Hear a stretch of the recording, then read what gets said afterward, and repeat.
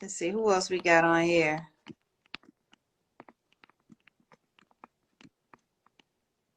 Trying to see who we got. Oh. I'm well. So we got De Niro Love. De Niro's having some technical difficulties right now.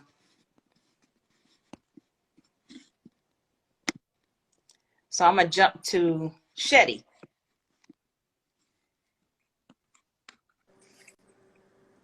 Hey, what's up? What's up? What's up?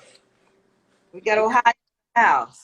What's happening? What's happening? We just made it to the Super Bowl. We're doing big things. Cleveland, right? I'm from Columbus. Columbus, Ohio. That's right.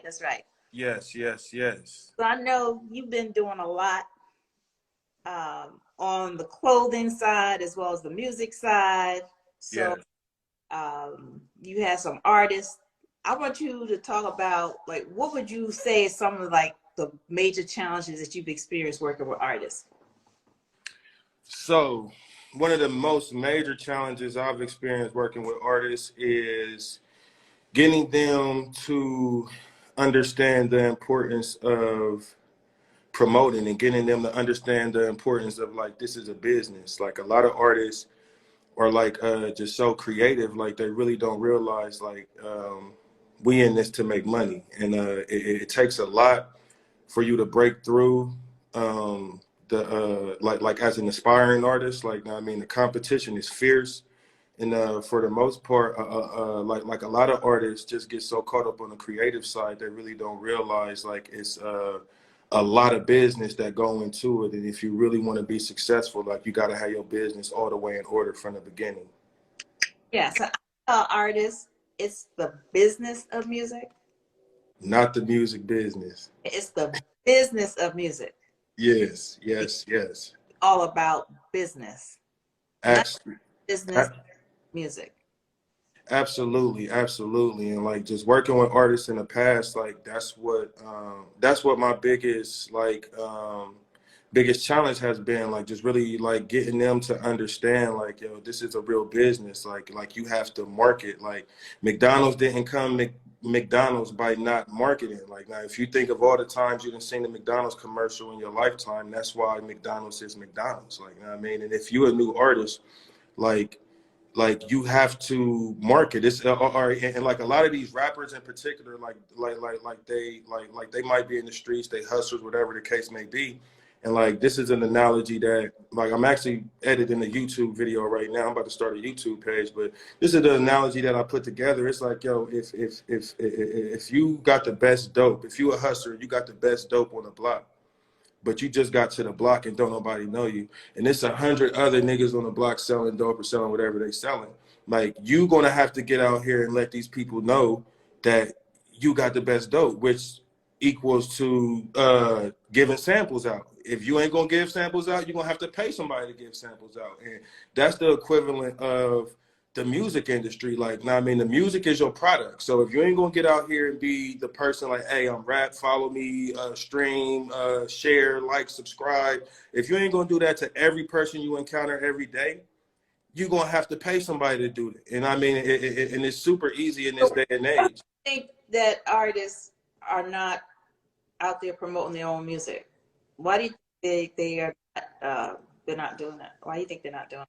I honestly think they're not doing it because they think music is about the clout. You feel me? Like they more worried about the look of it as opposed to the outcome. You know what I mean? Like they more worried about looking like a rapper than actually doing what real rappers do. And like, that's make money off of music. So like, you know what I mean? Like, all of these artists that go and have 10, 15, 20, 30,000, $50,000 cash in a video, but first and foremost, to haggle the person who's shooting that video. Like, is that real money or is it plain money? Man, it depends on the vicinity. Like, some of these, like the majority of them nowadays is real money, because like a lot of these people like they use rap as validation. You feel me? That's why so many people, in my opinion, incriminate themselves in their songs, because they feel like they have to be real. They have to let you know that they are real. Like, know what I mean? Like, so it's more of a validation thing. Like, oh, I got money too, or I got a chain too, or my crew killed people too, or whatever the case may like it's like a Me Too type thing, and like I honestly feel like they more into it for like validation than it is like getting like to the next level. You know what I mean? And more than anything, like that's what I see. So how important would you say is validation? It's like 'cause everybody wants to be legit.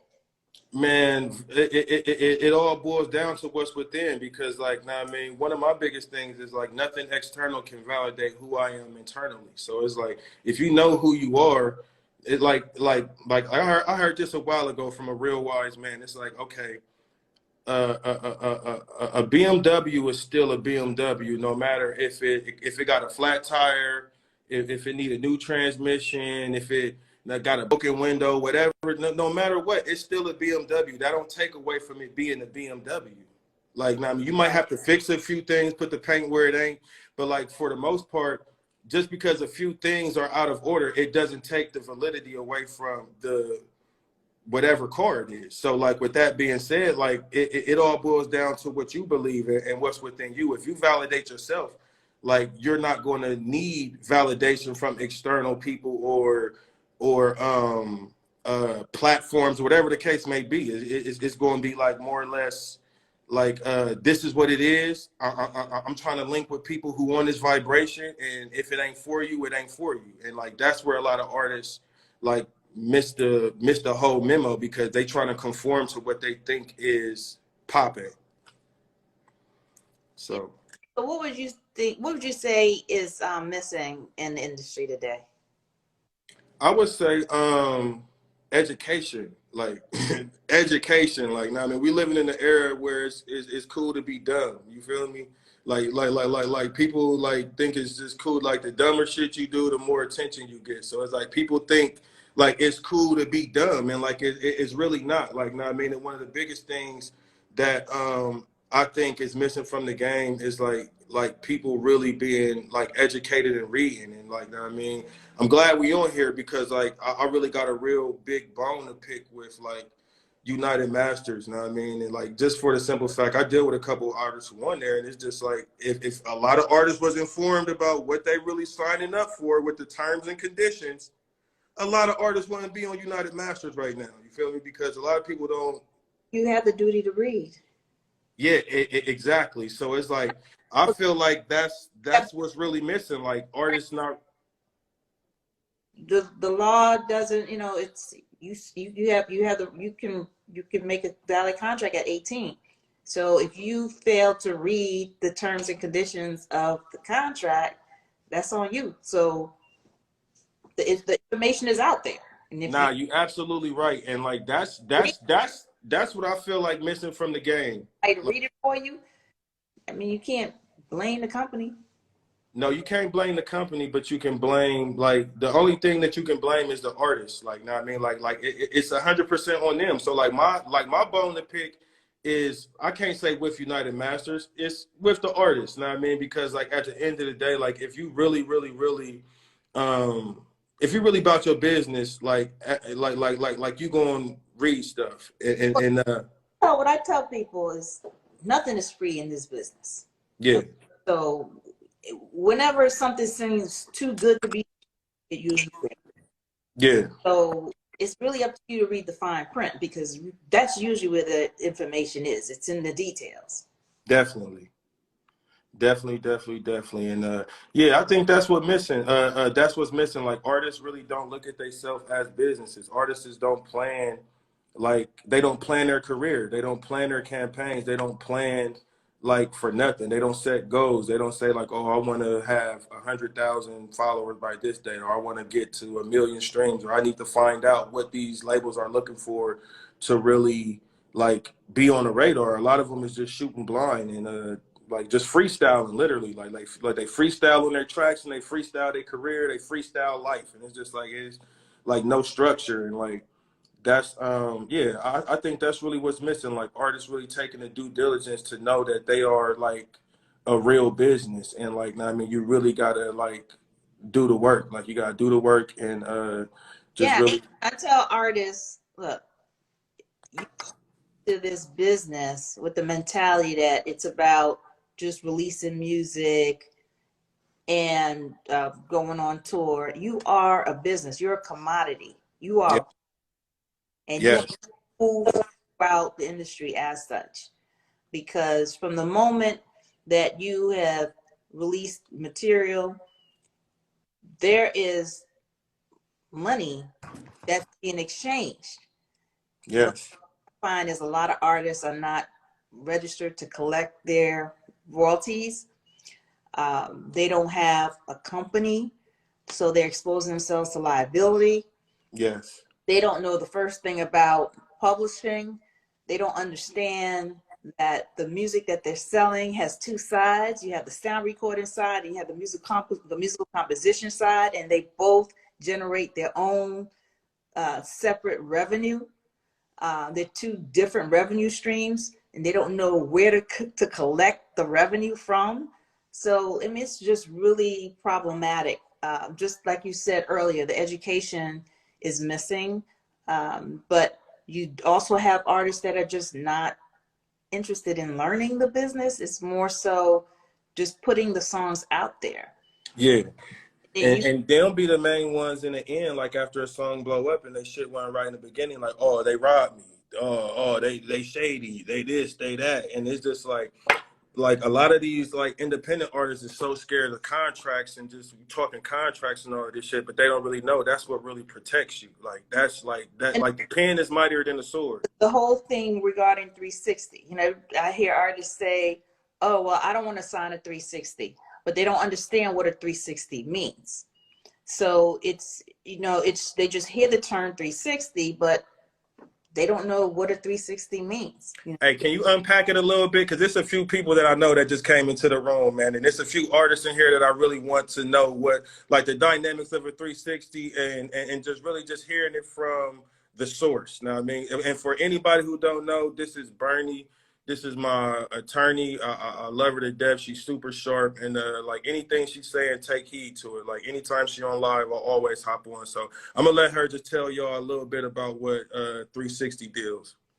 Sure. A 360 deal basically means that the artist is paying out to the record label revenue streams that are outside of record sales. So therefore, what I'm saying is the record label is able to participate in revenue that's being generated by the artist in the entertainment industry that's not related to record sales.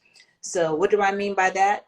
If the artist is called to do a walkthrough at an event, there's money being exchanged, the record label is getting a percentage of that. When the artist goes on tour, there's money being made by that artist for performing. The label gets a percentage of that. If the artist releases a book, if the artist is in a movie, if the artist is on a television show, any form of revenue that's being generated, if the artist gets a publishing deal. So it's called ancillary income because it's ancillary to the deal. So the label gets paid on the records that are being sold, but then in addition to that, there's it's generally passive revenue because the label's not doing anything in reference to trying to get deals for the artists in that regard in terms of endorsements or sponsorships, but they're just receiving the revenue because the thought process is when the artist is when an artist commercially releases a product on the labels by that record label, that instantaneously provides exposure to the label. Provides exposure to the artist. And with the marketing and promotions of that project comes additional fans. And with those fans comes the opportunity for purchases and revenue being generated. So the label says, we want to therefore participate in this additional revenue stream that you have going on. So we want a cut of that. So in most cases, it's 20%. Sometimes it's higher, sometimes it can be lower. So it's anything that's ancillary to the deal. All right. So in your experience, artists who have traction, like, are they subject to 360 deals, or like, no, I mean, cause like I deal with a couple artists who like right now, they really have some decent traction, but like it's, and like those, like the artists who got traction, they the ones, like they the least headache. Like they're really not worried about the stuff that the artists who not doing nothing is worried Well, about. So, is when we speak of 360 deals, it doesn't necessarily mean that all of those revenue streams have to be part of it. They can be negotiated, and you can carve out some of those. So it really all depends on the leverage that the artist has. If the artist already has traction, and they have a project out that's gone viral, and record labels are interested in signing, there's a bidding war taking place, that artist can say, well, I don't want you to participate in my publishing.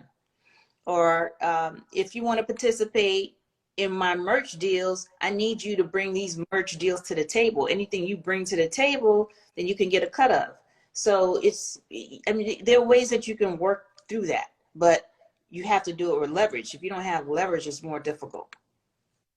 and in this day and age, like, do you think like the independent route is like still the way to go if you can? Like if you got the means to really like stand on your own? The thing about being an independent artist is great. You know, it's great to be independent because you can release music anytime you want. It provides for a lot of freedom and flexibility.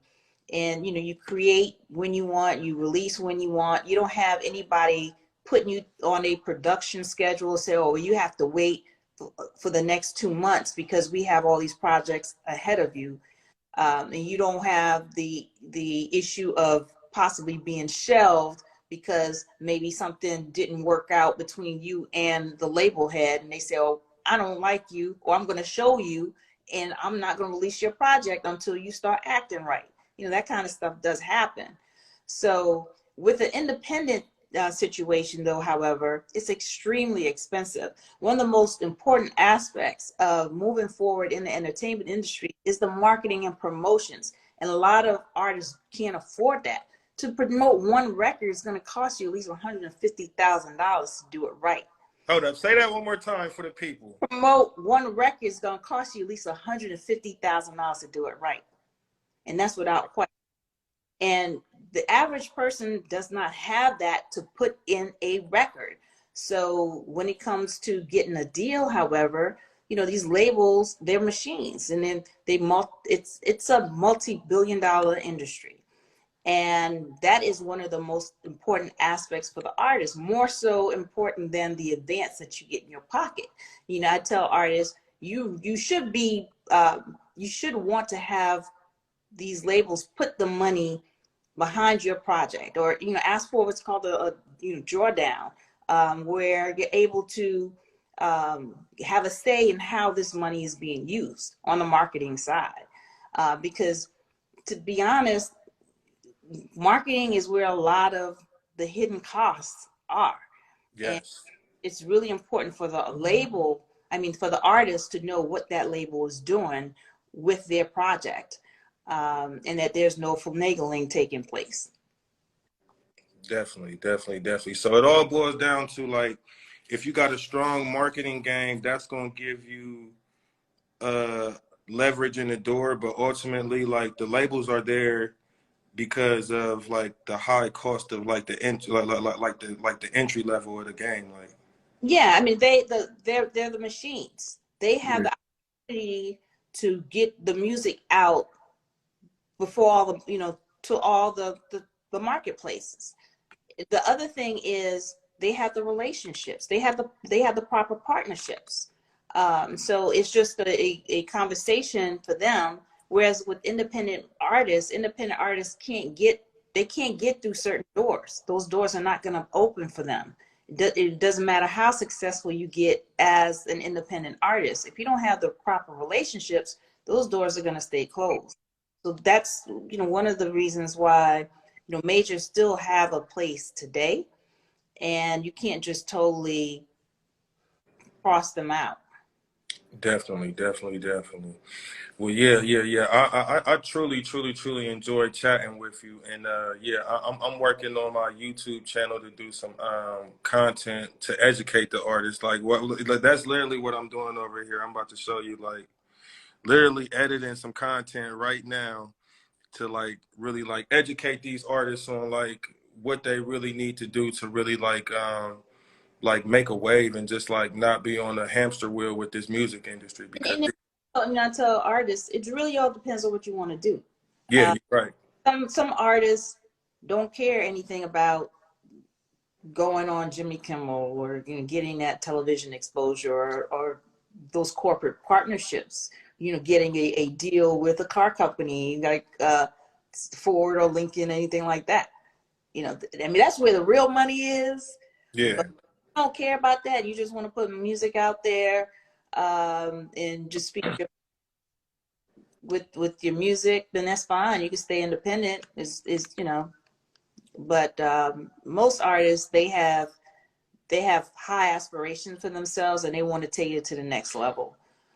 So in order to take it to that next level, you have to be willing to have different conversations and connect with different types of people to make that happen.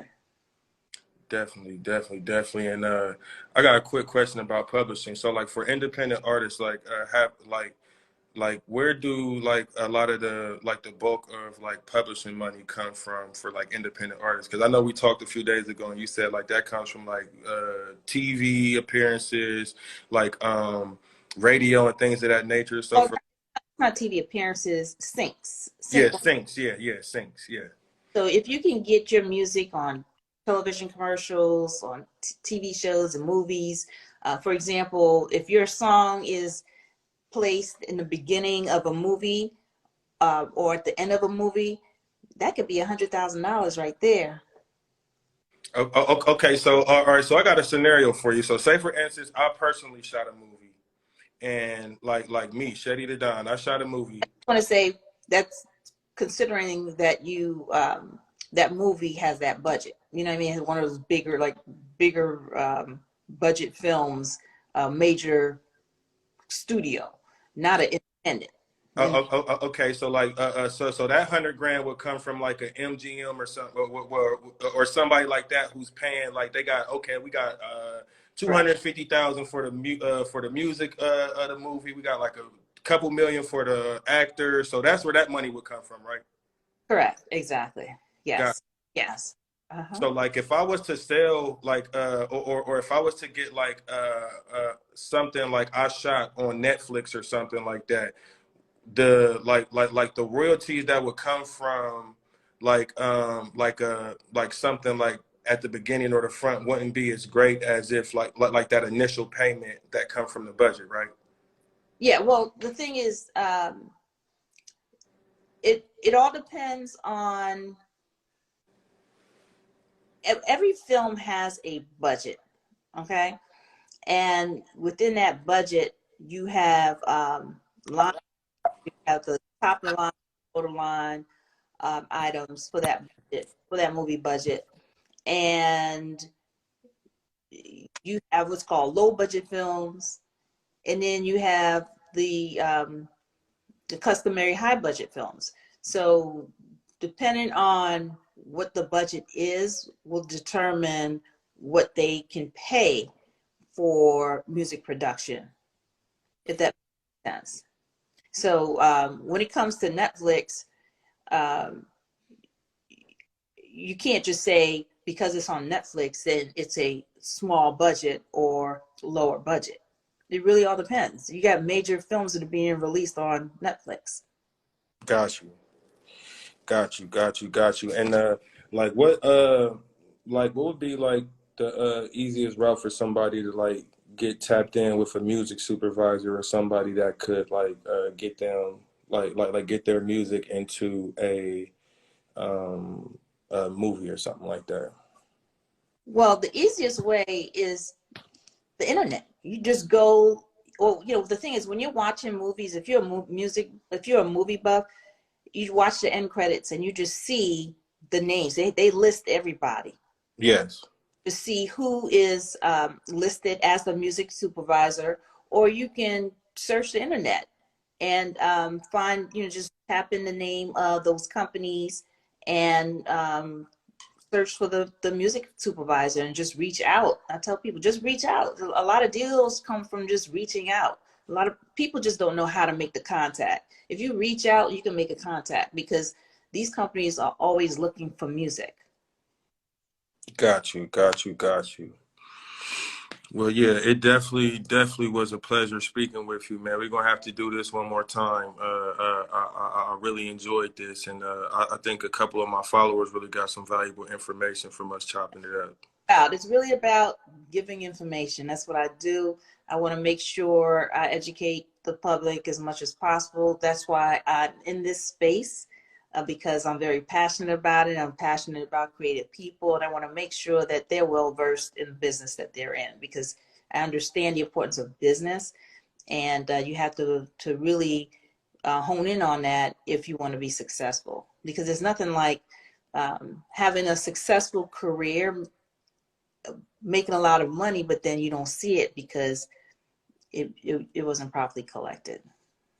Absolutely, absolutely. Well, it's always a pleasure talking to you, and I will see you sooner than later. And yeah, everybody, make sure y'all follow Bernie, and anybody who ain't follow me, make sure y'all follow me, because we're gonna do this more often. I mean, because I enjoyed this, and a lot of my followers really need this information too. So, tip my hat to you. It's always love, and I'll talk to you soon.